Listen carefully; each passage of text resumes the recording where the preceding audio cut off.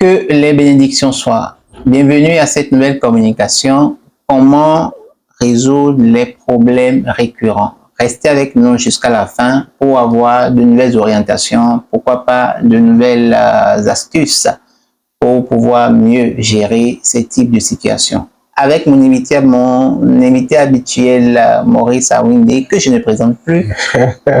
Maurice Awinde, bonsoir. Oui, bonsoir, monsieur Mario. Namasté à toi et namasté à toutes les âmes qui nous écoutent et qui nous écouteront. Eh bien, aujourd'hui, comment résoudre les problèmes récurrents? Dites-nous, lorsque on parle de problèmes récurrents, de quoi s'agit-il? Eh bien, nous parlons de problèmes récurrents en tant que situation existentielle qui reviennent encore et encore, ou qui est là et qui perdure. Et qui est là et qui perdure. Et Dieu sait qu'il en a. Il y en a. Il fait de ses expériences. Il y a que dans l'existence, vous arrivez à des moments donnés de votre évolution, à des moments donnés de votre, disons, parcours terrestre, que un défi se présente à vous ou une situation se présente à vous. Peut-être que vous l'avez vécu pendant un bon moment et ça a l'air de cesser. Ça a l'air de cesser, après ça reprend encore. Et après ça reprend encore, ou du moins, c'est une situation que vous êtes en train de traverser, ça fait des mois, ça fait des années, et puis c'est toujours là, ça ne bouge pas. C'est ce que nous appelons problème récurrent. On pourrait dire situation persistante ou bien problème persistant ou récurrent.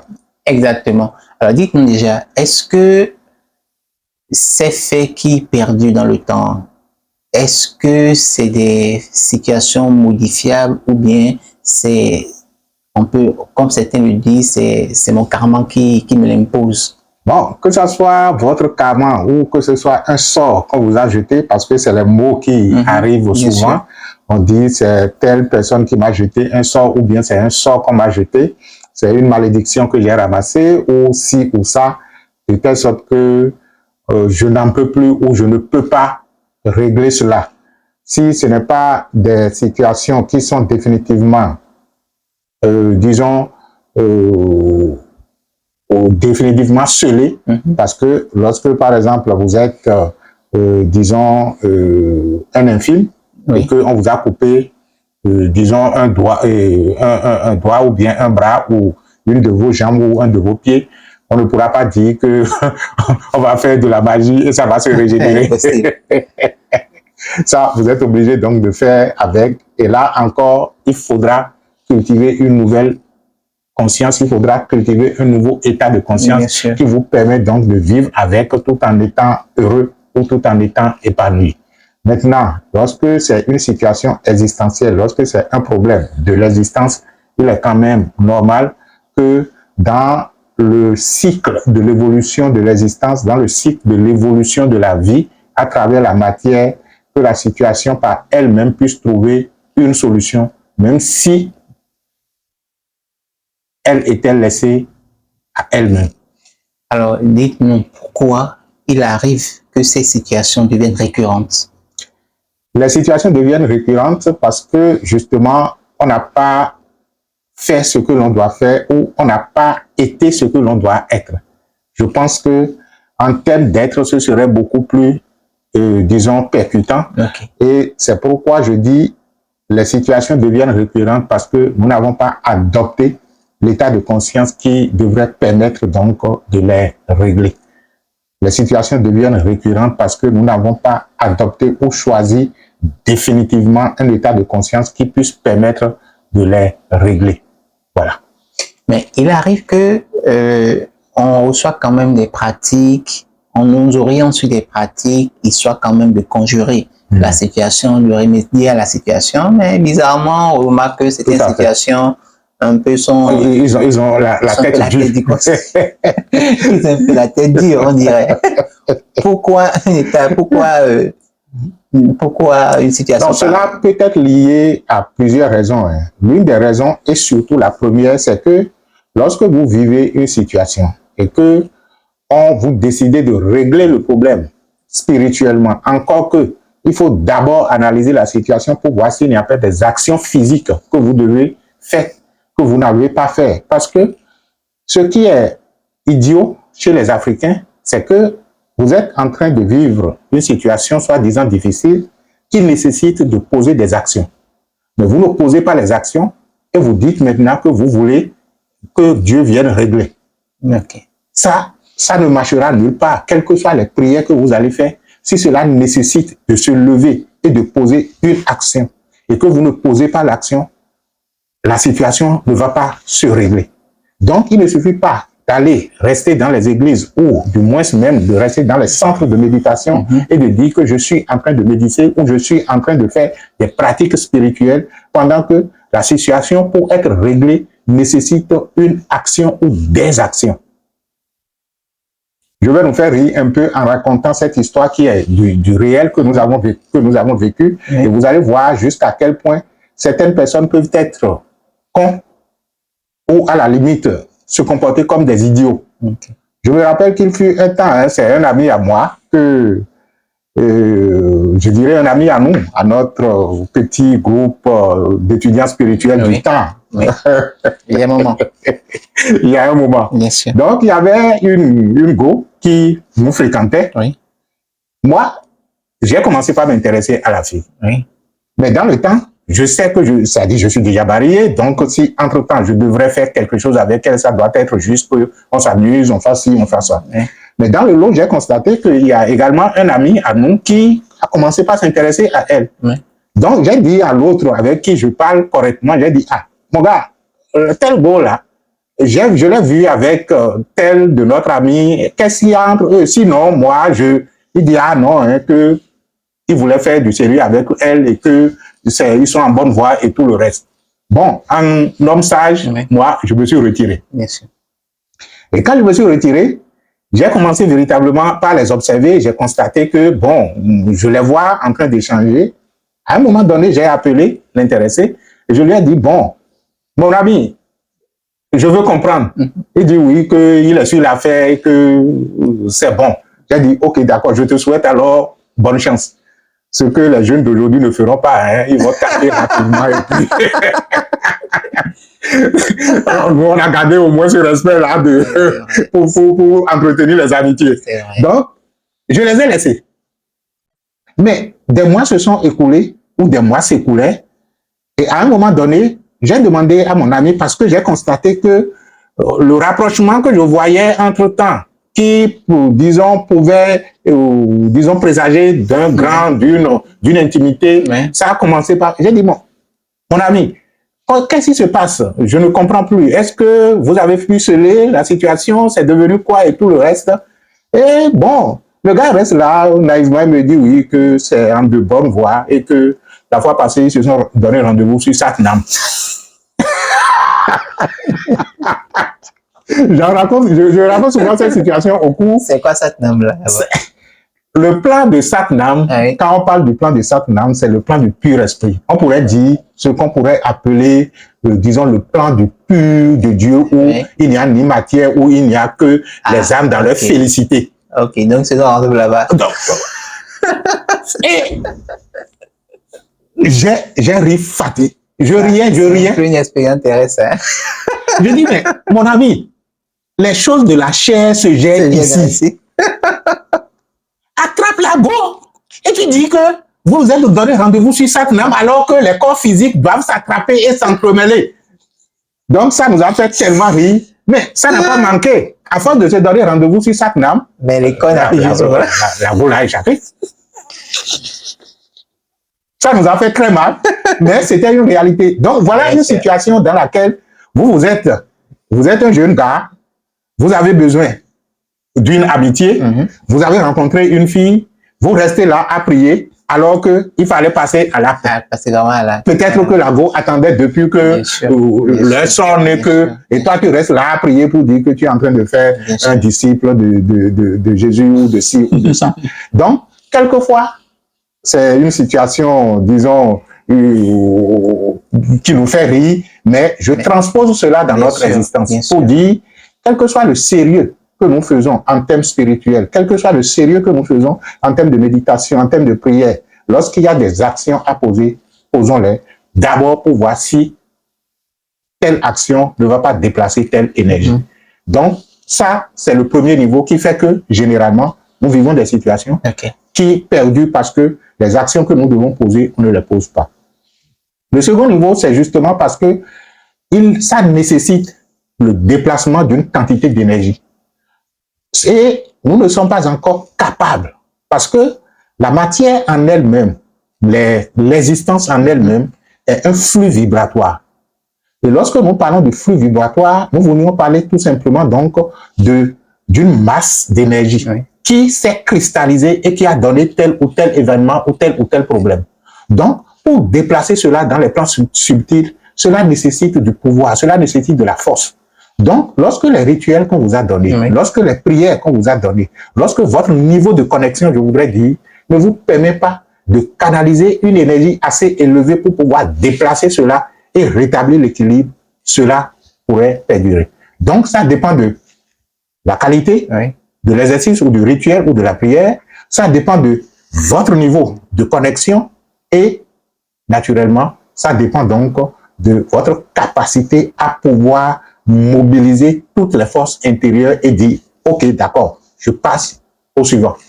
Alors, ça me rappelle un peu une loi spirituelle selon les principes, associés au chakra. C'est quoi c'est dans les cours de chakra où on dit le maintien d'une situation ne dépend que de l'individu. Oui, je me rappelle bien que c'est le 6e principe de l'univers physique qui est en rapport avec le 6e chakra, le chakra de l'œil spirituel, qui dit, quel que soit ce qui ne va pas avec un individu, il est le seul responsable du maintien de cette situation. Le fait que la situation soit maintenue telle qu'elle est, vous êtes le seul et unique responsable.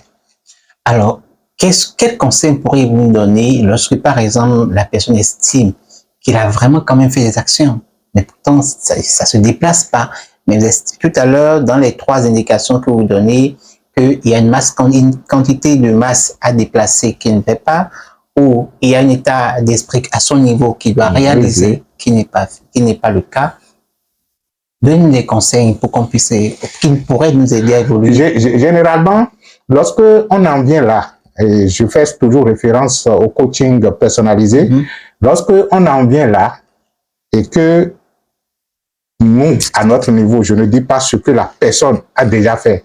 Si, à mon niveau, quel que soit le travail que je fais avec la personne, quelles que soient les indications que je donne, et là encore, il va falloir que je donne d'abord les indications pour voir, et que la personne pratique véritablement, parce qu'il y a une différence entre nous avons fait ou bien j'ai fait. La plupart des cas, et pour ce que nous avons de l'expérience, lorsque nous donnons des pratiques aux gens spirituels, aux gens, lorsque nous leur donnons de méditation et qu'ils disent qu'ils ont fait pendant 21 jours, ils ont fait ça pendant 28 jours, j'ai fait ça pendant 41 jours et je n'ai pas eu de résultat, je dis, est-ce que vous l'avez véritablement fait? Ils disent oui. Mais généralement, lorsque je les prends, parce que lorsqu'on en arrive là, je leur demande généralement donc de demander, disons, le service de méditation guidée. Voilà. Lorsque on en arrive là et que tu fais 1 ou 2 méditations généralement avec eux, où je les confie aux collaborateurs, ils disent généralement, ça, c'est différent. Je ne l'ai pas véritablement fait comme ça. Donc, ça dépend également de comment la personne a fait les choses. Donc, lorsque on estime que tout est fait véritablement et correctement et que ça ne bouge pas, la dernière question que je commence par poser aux gens, et ça n'a jamais raté, je dis, vous allez commencer par vous demander qu'est-ce que je dois donner que je ne donne pas et qui m'empêche d'évoluer. Parce que lorsque vous faites tout ce que vous avez à faire spirituellement, matériellement, et une situation n'évolue pas, cela veut dire que vous avez retenu quelque chose et qui empêche l'eau de couler. Vous avez retenu la roue au lieu de laisser la roue tourner.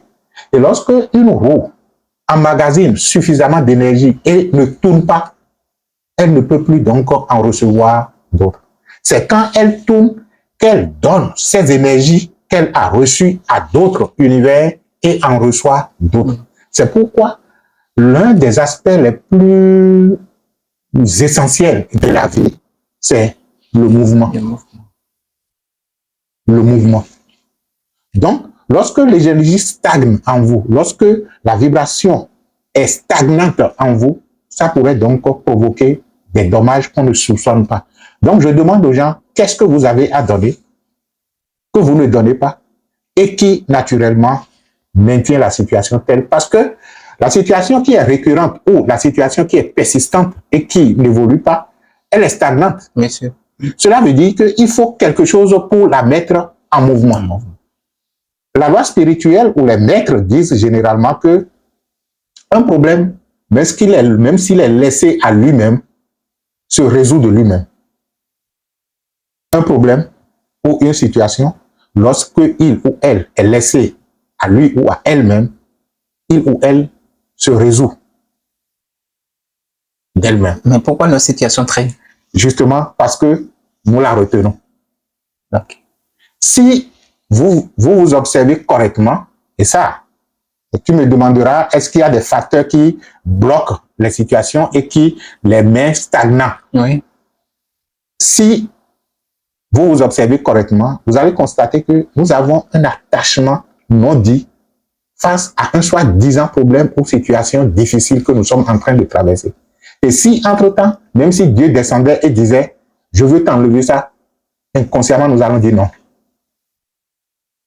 Mais il faut être d'un degré d'éveil assez élevé pour comprendre que, en soi, on fait de la rétention. En soi, on a gardé la situation. En soi, on ne veut pas lâcher la situation.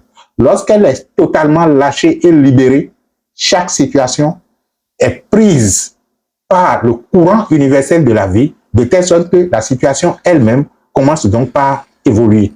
Donc, lâcher et laisser la situation à elle-même. C'est aussi simple que ça.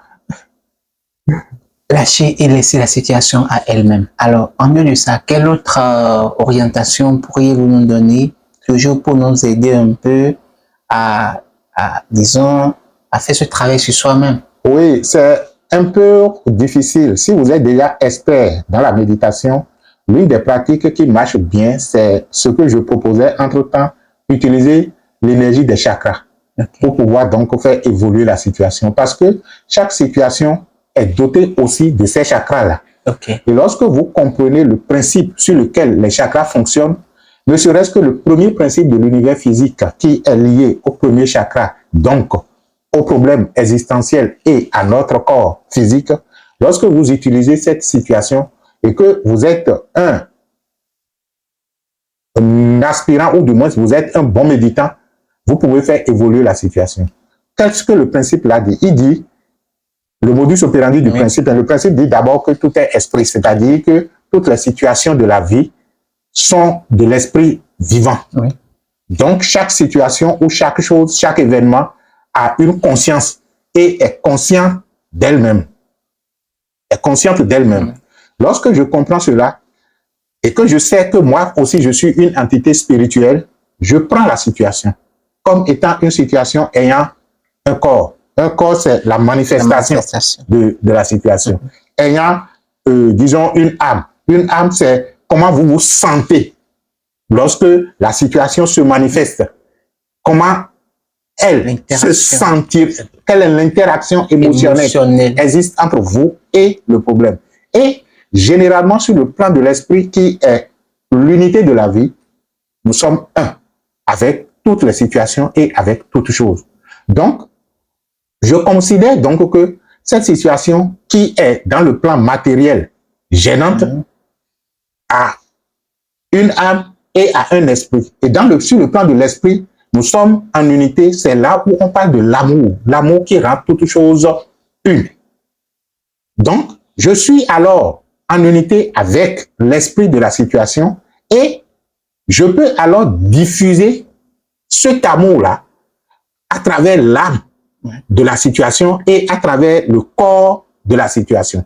Donc, je suis alors celui qui commence donc par appréhender la situation autrement. Et c'est là où intervient le dégel. Oui. Le dégel intervient à partir du moment où je fais ces méditations et que je commence donc par avoir une autre perception de la situation.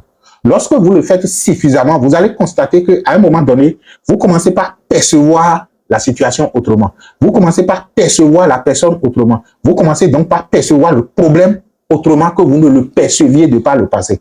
Et puisque notre perception crée notre réalité, la nouvelle perception commence donc par créer une autre réalité qui fait donc le mouvement et le changement de la situation et qui va donner quelque chose d'autre que ce que c'était. Et comme vous vous êtes inspiré du plan de l'amour pur où vous êtes un avec la situation, ne pouvant pas se faire du mal, la situation se transforme alors en quelque chose d'agréable. Ok, d'accord. C'est un processus. Donc, nous pouvons vous conduire à travers nos méditations à aller également de l'avant et à faire bouger.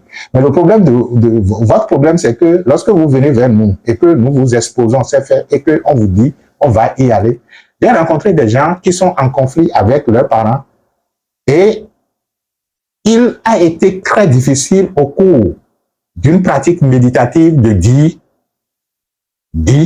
je te pardonne. Et pourtant, on veut régler la situation. Wow. Cela veut dire que la personne n'a même pas accepté l'éventualité d'un pardon. Et c'est là où se trouve le problème. Il va falloir alors que, à un moment donné, vous acceptez que la situation peut être là et que cela ne vous empêche pas d'être. Ce qui empêche généralement de pardonner, c'est parce que on estime que, comme c'est là, je ne peux pas être ce que je choisis d'être. Mais qu'est-ce que vous choisissez d'être et qu'une soi-disant situation vous empêche d'être? L'état le plus important que nous désirons tous, c'est être heureux. Et nous pouvons choisir d'être heureux en face de quoi que ce soit. À partir du moment où je comprends cela, je peux donc pardonner parce que cela ne m'empêche pas d'être heureux. Ça ne m'empêche pas d'être. Ça n'empêche pas la vie d'être. Or, la vie est la chose la plus importante. Ouais. Et quand je commence par concentrer mon attention sur l'être-té de la vie, qui est autorisée, même en présence ou en face de la soi-disant situation gênante, je commence donc par vitaliser davantage la vie, qui commence donc par rayonner davantage. Et lorsque j'arrive à un niveau de rayonnement assez élevé, elle fait quoi? Tout commence par se dissoudre en elle. Et elle s'impose royalement parce qu'elle est la seule reine qui gouverne son univers. La vie, je vous l'ai dit. Alors, dites-nous, est-ce qu'il peut arriver que,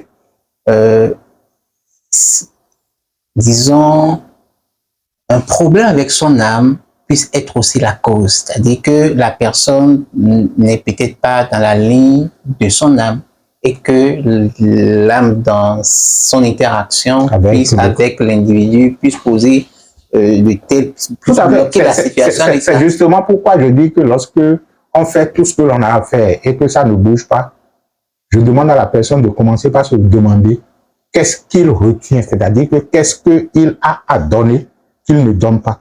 Parce que le problème avec votre âme ou avec notre âme se situe justement à ce niveau. Tellement que lorsque dans la perspective de l'incarnation, l'âme décide de prendre un corps, elle vient toujours avec une volonté de donner quelque chose qu'elle est. C'est-à-dire que le pur esprit, l'image et ressemblance de Dieu que vous êtes, lorsque vous avez décidé d'entreprendre l'expérience terrestre, vous n'êtes jamais venu en tant que quémandeur. Okay. On vient toujours en tant que donneur. Parce que lorsqu'on se voyait dans la maison du Père, lorsqu'on se voyait dans la splendeur de la demeure du Père et qu'il n'y avait aucune imperfection et que la perfection était absolue, nous rendant absolument parfait également, on décide ce chemin en se disant, je suis doté d'une infinité de dons que je suis venu donner.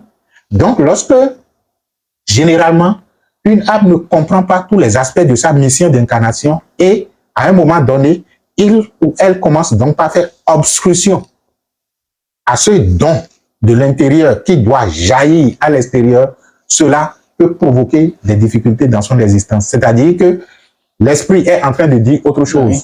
Sur le plan de l'âme, qui est le plan de l'émotion, la personne est en train de se ressentir autrement, peut-être trop petite ou trop faible, ou peut-être insignifiant ou non méritant, et dans le corps physique, c'est-à-dire que le corps physique est en train de poser aussi des actions, disons, contradictoires à ce que l'âme ou l'esprit décide. Il y a alors un conflit qui se gère à 3 niveaux. Un conflit d'abord entre le corps et l'âme en tant que corps astral, et un conflit entre le corps astral et le corps, et le corps atmique, qui est le corps de l'être. Vous voyez? Donc, naturellement, ça ne peut être que conflictuel. Alors, je me rappelle que dans Rafeza 2023, oui, le maître a enseigné une technique qui consiste à communiquer avec son âme. Oui, est-ce que dans de telles situations, on peut faire recours à une communication avec son âme pour vraiment demander peut-être pardon à son âme, ou peut-être une certaine rectification, une certaine orientation à son âme? C'est un très bon exercice qui vous permet donc de vous connecter à votre soi supérieur et disons, de tracer le couloir qui permet au soi supérieur, donc, à l'entremise de votre âme spirituelle, qui est le corps astral, de parvenir donc à votre corps physique et dans l'existence. Mais le problème, c'est que vous pouvez entreprendre de faire l'exercice, mais il faut être mentalement disposé, non seulement à écouter, mais à obéir. Écouter, obéir. Parce que il y a beaucoup de personnes qui ont certainement fait cet exercice-là, mais qui continuent toujours de traîner des histoires qui ne changent pas. Le problème ne se trouve pas si l'exercice a réussi. L'exercice est déjà en soi une réussite. Mais est-ce que vous êtes suffisamment humble pour écouter? Est-ce que vous êtes suffisamment disposé à obéir? Là, c'est à chaque personne donc de répondre à ces questions. Parce que lorsque vous mettez en mouvement un tel exercice, ou quelque exercice que ce soit qui réponde aux aspirations de votre être supérieur, le courant se met en même temps en mouvement. Dans les premiers instants, vous allez commencer donc par faire des rêves ou bien des visions de lutte ou de combat. C'est ce qu'on appelle la guerre sainte.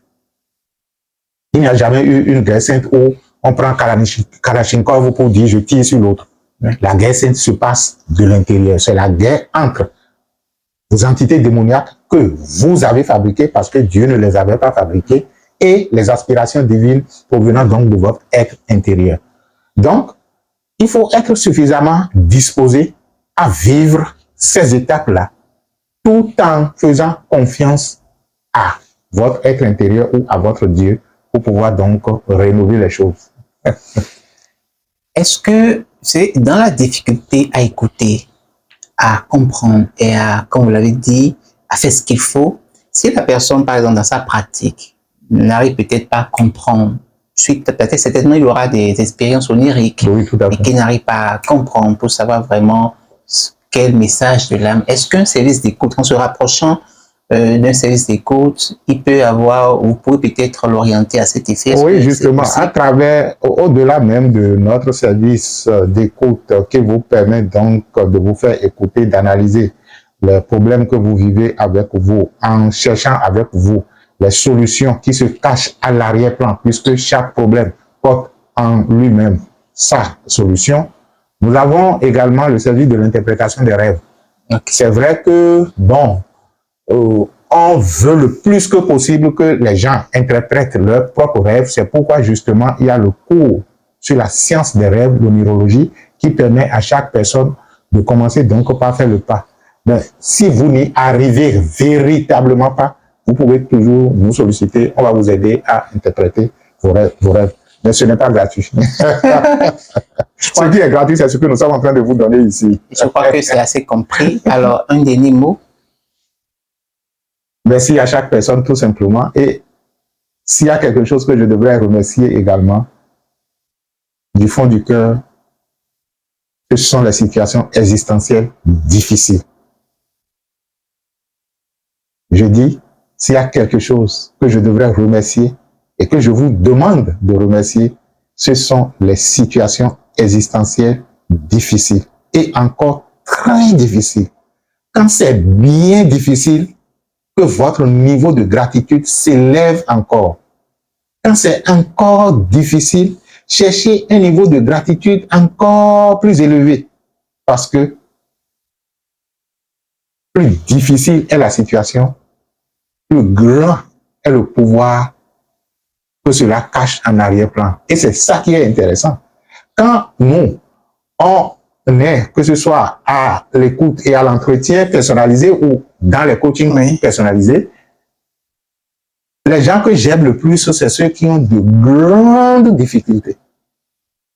Non, je ne dis pas les paresseux, hein, et qui, naturellement, sont disposés à découvrir le pouvoir ou la force cachée de ces difficultés-là. Si vous êtes dans cette perspective, vous allez faire un bon chemin spirituel parce que ce ne sont que vos problèmes et vos difficultés qui vous enseignent sur le chemin. En fait, la solution miraculeuse, la solution extraordinaire, la solution magnifique, la solution la plus grande et la plus généreuse que la vie ou la nature veut vous donner est toujours précédée d'une difficulté assez élevée. Et si vous n'aimiez pas l'un, vous ne pouvez pas recevoir l'autre. C'est pourquoi ça commence d'abord par le merci à la situation, le merci au problème qui intervient après l'acceptation. J'accepte que ce soit moi qui vive tel problème parce que justement, je l'ai créé. Ça fait de la responsabilité. Personne ne l'a créé pour vous. Et en rappel donc du 6e principe de l'univers physique, quel que soit ce qui ne va pas avec une personne, elle est la seule et unique responsable du maintien de cette situation. Le mot à souligner là, c'est maintien. Le mot-clé. Oui, c'est ça le mot-clé. Donc, merci à vous d'être suffisamment responsable et de comprendre que nous générons des situations, nous créons les problèmes pour pouvoir donc nous éprouver nous-mêmes. La force est grande, le pouvoir est grand en arrière-plan, mais il faut l'éprouver. Un pouvoir ou une force qui n'est pas expérimentée ne peut pas être vérifiée. Donc, il faudrait donc l'expérimenter. Votre pouvoir intérieur, votre force intérieure, c'est pourquoi vous avez créé les problèmes. Les problèmes récurrents, les situations récurrentes, vous pouvez les régler, vous pouvez les solutionner. Merci à vous de comprendre et de faire ce que vous avez à faire. Et avant tout, d'être ce que vous avez à être. Merci à vous. Sur ces mots, nous allons mettre fin à cette communication. Et rappelez-vous la formule secrète qui dit, quel que soit ce qui arrive à un individu, il est le seul responsable du maintien de la situation. Parfait. Merci à vous et que les bénédictions soient.